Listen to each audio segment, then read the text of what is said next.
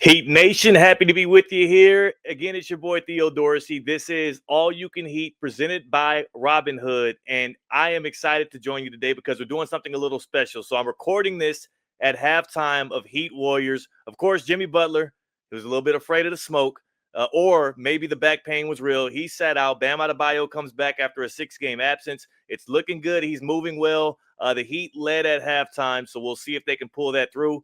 This is going to be a little unique, though, so stick with me here. And remember, too, before we get started on what to expect for today, you know you should expect more from your money because you expect more from yourself. So I want you to get started today at Robinhood.com/yourmoney. I've been tapped in with Robinhood, especially since we've started this all-you-can-heat journey. And I will tell you, we're on the road to financial literacy. We're on the road to being more financially secure and stable for the future. Investing is key. And you can learn a lot at Robinhood. Just check it out, Robinhood.com/yourmoney, and get started with the good people today. This is going to be fun. This is going to be interesting. If you love to live in the land of what ifs, if you love to talk about the different doors in which you can open and go behind and think about the hypotheticals in which the Miami Heat could be at, that's what we were able to do today on Theoretically Speaking with my guy, friend of the show, and our teammate at ESPN South Florida, Evan Cohen. You know him from Unsportsmanlike, 6 to 10 a.m. on ESPN Radio, ESPNU, ESPN2, however you consume the morning show there. But Evan Cohen, of course, is one of the arbiters of Heat culture on the national scene. And today we had an interesting conversation about specifically a couple of things. LeBron James' potential return to the Heat at some point to maybe retire. I think the Heat are one of 3 stops that are potential spots for LeBron to be at in a jersey doing his retirement tour. And we kind of pontificated on what that might look like. Interesting stuff there. Also, an extremely intriguing Jimmy Butler what if. As Jimmy was supposed to make that return tonight, he's there, not really playing, but things are a little different, right? An extremely interesting Jimmy Butler what if. A couple of the things we tackled, just talking Miami Heat today on Theoretically Speaking. So make sure you like, comment, subscribe. Let us know what you think about our theories. And also, make sure you also subscribe and watch Theoretically Speaking. We have a lot of fun there. 2 o'clock every day on ESPN South Florida. Download the ESPN South Florida app. Watch us on YouTube as well. Get it where you get your podcast. This is some intriguing stuff. So without further ado, my conversation with Evan Cohen. And again, I'm curious what y'all think about our thoughts on the different doors in which you can open, twist that doorknob and peek behind. And the Miami Heat might look totally different in 2025. We love what we have right now. We love it. Interesting to think about what it could look like and also the potential of a LeBron James return to the Miami Heat. Take a look. I would say 2 things happened in the Heat uniform for LeBron James. We saw the peak of his powers, and we also saw the lowest moment of his career, which was the 2011 NBA Finals against the Mavericks. And the dichotomy of those 2 things, I feel like forever will make him entrenched as one of those guys that I will never try and overlook as a Heat player. I know that people like to throw it out the door because he was only here for 4 years, and he was a mercenary and he left. But you can tell he still feels a lot of the remnants from what he learned with Heat culture and with Spo and with Riles. He said it the other day. Yeah. He said it the other day. He talked about positionless basketball. He says it's Spo always says. Yes. And you know what I'm leading into here, though, Evan? Go ahead. LeBron James just played last night. Lakers beat the Jazz. His 23rd consecutive career season that he's played, an NBA record, and he clearly is coming to an end there. Either this year or next year will be his last year, most likely. I start thinking about this Heat team under its current iteration. I start thinking about the situation out there in Los Angeles, and I think there's a high chance that LeBron James doesn't end his career in the Lakers uniform. And I think it would be more beneficial to LeBron James than even the Miami Heat if he decided to do his final campaign in a Heat jersey. Miami acquiring LeBron either before the trade deadline this year or in the offseason when he becomes available would be more beneficial to LeBron James than the Miami Heat, because I do think that under Spo, with this roster and the malleability of it and his positionlessness in this kind of pace of play offense where they can probably do well with and without him in the lineup, he could take off days. It is the perfect scenario because there's only 3 teams he can end his career with. The Lakers don't seem to want him. The Cavaliers got their own thing going. You already got the Heat jersey. Fill it back out. Okay, so there's a lot that you just said there, obviously. So let's kind of work a little bit backwards. So you said there's only 3 teams in your mind that he could end his career with. So in your mind, LeBron James has to end his career with one of the 3 teams he's already been on. Yeah, he can't do another. It just, again, crazier things in sports have happened, but can you see him doing another one? I just can't. There's 1 or 2 that I could. Okay.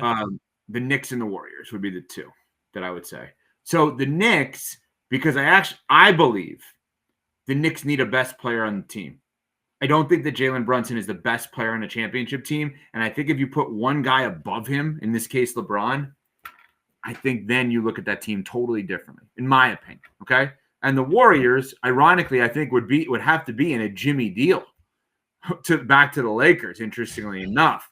But this pains me to say, because I know you've been talking about this and I've been thinking about this in terms of the Heat LeBron reunion, hypothetically, who does it benefit more? And I think right now it would benefit more the Heat.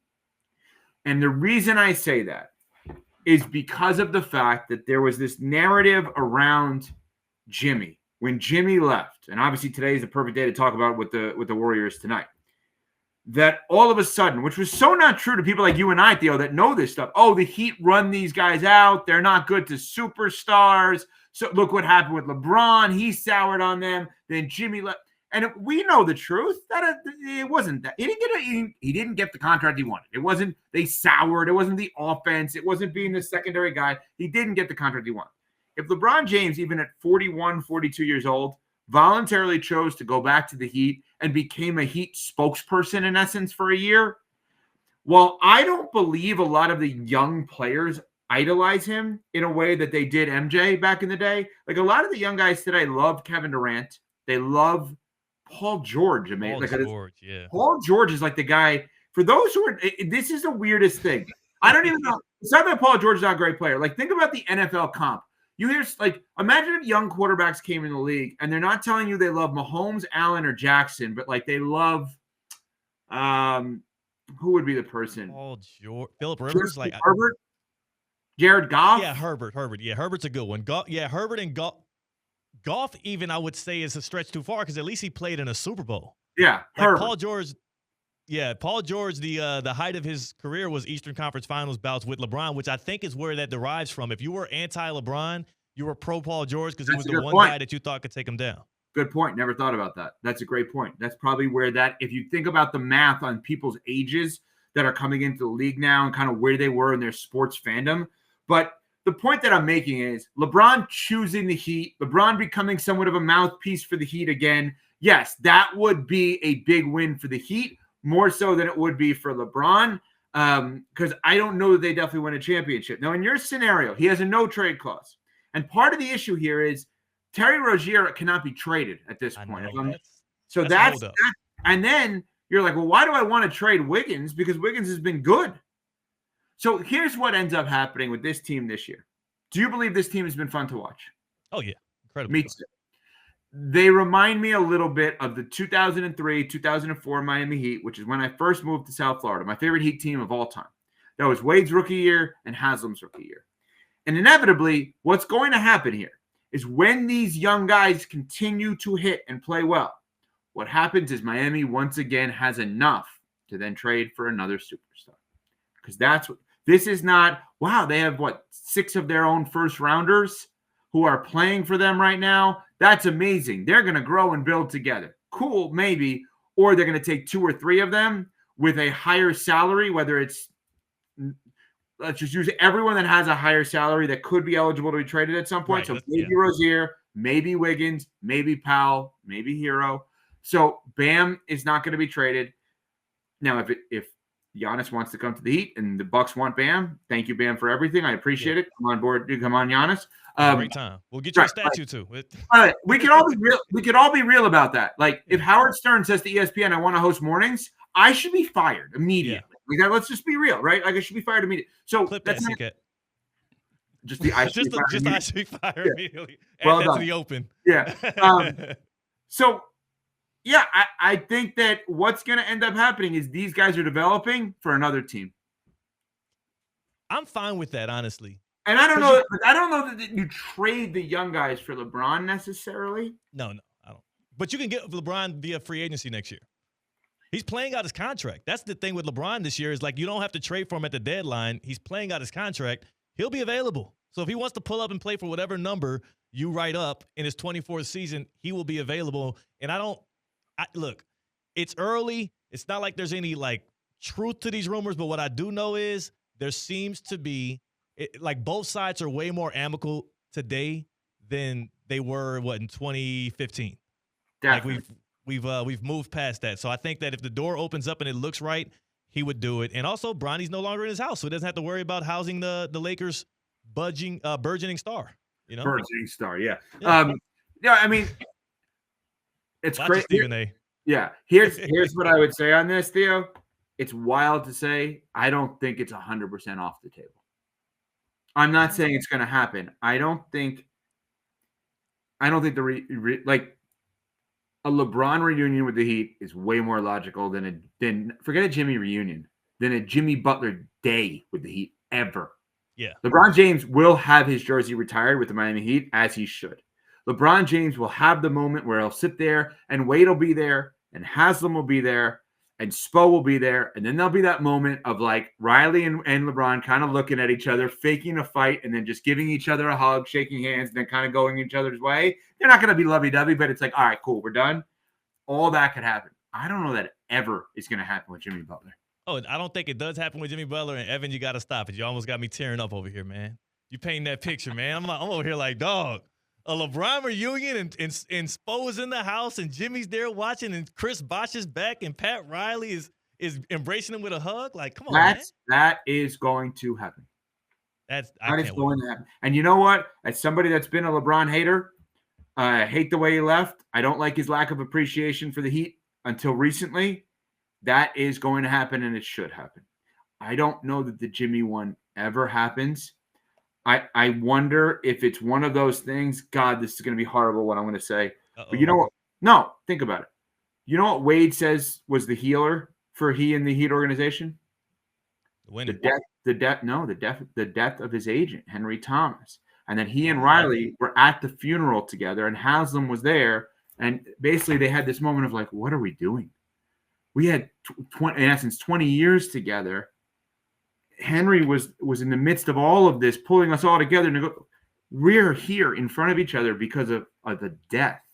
It almost feels like, God forbid, like this is so bitter right now between Jimmy and the Heat that it's like, is it going to be one of these tragic moments where you're like, all right, well, like, I don't really want to project that on somebody, but like, what are we doing? Why were we that way? Let's 2 finals together. Let's think about it that way.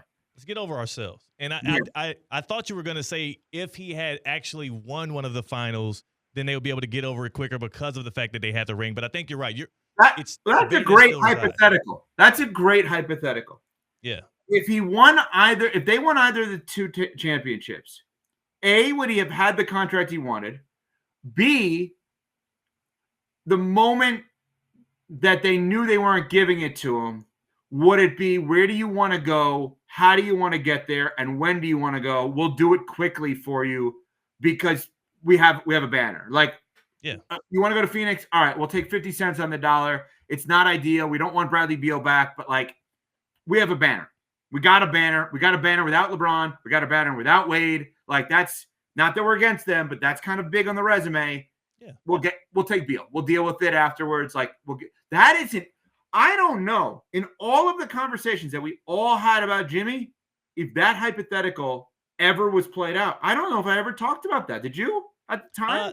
I've never considered it out loud. As we're doing this right now, it just came up organically. But I've always considered that the departure from the Heat was a lot more sour because they never accomplished what they set out to do. You're right. Retroactively, I do think the split up is it's way easier to get over. It's way easier to massage. Well, what do you think? Let me put you back on the spot with your own question. He wins one of the 2 titles, Lakers or Nuggets. You have 2 options. They give him the contract because he won a title and they deal with it later. The legacy contract. Or they place him wherever he wants to go the moment he's even kind of half-assing it, and they say, let's just get this over with. Let's let him win because we won overall. In the hypothetical that he inevitably does half-ass it because Jimmy did, right? So we're going to act like that happens and the championship happens. Yeah. I do think that Pat Riley uses his own better judgment, and instead of locking himself into that contract, the Kobe contract that the Lakers did, because he didn't do that for Wade or necessarily bend over backwards for LeBron, so there's no way you're doing it for Jimmy Butler. Right. I think that they do maybe they're more amicable in the departure. You're right about that. I think that so they Bradley Beal's on the Heat in essence right now. Ooh. No, I mean that was the deal because he wanted to go play worthwhile with Devin Booker and Kevin Durant. But to be honest with you, as a Heat fan today, I would be okay with suffering through Bradley Beal being on the team and us not being able to get rid of that. Oh yeah. Hell yeah. By the way, Even I'm though that so means we don't get this delusional as a Heat fan. I would assume that Beal wouldn't have gotten hurt and he would be Norm Powell right now. No, I'm serious. That was the Clippers' plan, and look at them right now. Now, if Jimmy Butler did win a championship with the Heat, wouldn't that make him a player that would be worth whatever money you're asking for when you consider the teams that he was up against? C-Cat, this is what makes great organizations great. It's not the ability to say hello. It's the ability to say goodbye. And so the question becomes, does the previous championship, C-Cat, change how the Heat would have felt in the moment about the current version of that player and person for that matter? Because this got personal. Yeah. So C-Cat, you're saying in the hypothetical, you're saying option A that they blindly give him the contract? Yeah, because we all see the lasting image of especially that bubble final of Jimmy just drained completely. Oh, I've never seen an athlete try harder in my life than Jimmy Butler did in that finals. If that was enough to deliver another championship to Miami, he would be known as the greatest player in the NBA at that moment. Right. And I think at that moment, it feels like a blank check scenario, especially in the league. He did get the extension after that. He got the extension after that. So the real question is, if he won the Nuggets finals, does Pat Riley, because remember, this all kind of started, like Jimmy didn't quit on the team until Pat Riley did the post-season conference and called him out and said, you can't be pretty much half-tailing it through the season. If he wins the Nuggets title, does Pat Riley not use such harsh and stern words talking about Jimmy behind the microphone at the end of the 2024 season, or excuse me, the 23 season, then leading into the next year where Jimmy then decides to quit on the Heat mid-season? That's the real question. So I think he would not have used the same terminology for this reason. Pat Riley, as a leader of men and women in that organization, but male players, people overall in the organization, doesn't feel like Theo and C-Cat, from my perspective, outside looking in. I've interviewed him, but I don't know him. As a meeting expectations is good enough. Exceeding expectations is where Pat Riley lives. LeBron James winning 2 titles is one of 2 things, either meeting or not living up to expectations, as wild as that sounds. Yeah. Jimmy winning 1 is exceeding expectations. So if you're an exceeding expectations guy, I think he has a belief in you that allows for you to get something that he wouldn't normally have given you because you did not previously exceed expectations. If Udonis Haslem wanted to be on the roster today, and by the way, he's still practicing with the team, which is the most amazing thing ever, I think he'd still be on the roster because of how much the man exceeded expectations on and off the court. I think that if you give Jimmy the 1 title, he would have exceeded expectations in such a way that Riley gives him the contract extension now that you're not giving him the contract extension, doesn't say a word about him. Right. Golden. And then he goes out and probably earns it in that next season because he still had the level of play in him. He showed it with the Warriors. Because think about it this way also. If you remember back to the Wade negotiations, do you remember who was silent during the Wade negotiations? No. Pat Riley. Wouldn't talk to Wade. And because he knew what he had to do. Yeah. And he didn't want to say anything bad to this person that exceeded expectations that he loved so much. Now, maybe that was not the right way of doing it, but the Arison supposedly held the negotiations. And Wade's like, what the hell? Why? I want to talk to Pat. And Pat probably is like, I can't do it because I don't want to emotionally give in to what I know may be not the right thing for the organization. There's like a lot of psychological stuff to this, which is why guys like Riley are next level leaders of people. That is, when people wonder and they make fun of it, the moniker and everything, but that is essential, and that is like very prominently why they call it heat culture. It's a lot different than other NBA organizations or sports organizations operate. And by the way, to get really real with you, so I know what went into hiring you at ESPN West Palm years ago. You have thrived. Thrived. And yet I would still argue Stephanie Prince, who runs the entire operations, would say, yeah, he's met every expectation. Come on, man. What? What did you say? Come on, man. I've listened the last 15 minutes. That's not a compliment. That's not a compliment. No. Yeah, he's already given the pretext. What I'm saying to you is, you are a home run on and off the air. You are a wonderful class act. But what happens when you come in with the expectation of being that great? How do you exceed it? And that's the hard. LeBron James, that he came in with the expectation of being that great. Did he exceed it?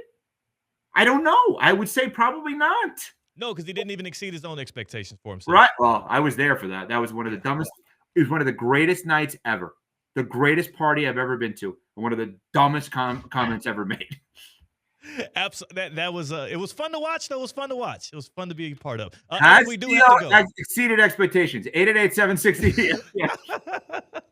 Yeah, my mom's expectations, baby. Evan Cohen, appreciate your time. And this has been All You Can Heat with Theo Dorsey, presented by Robinhood. Yeah, I'm clipping this, buddy.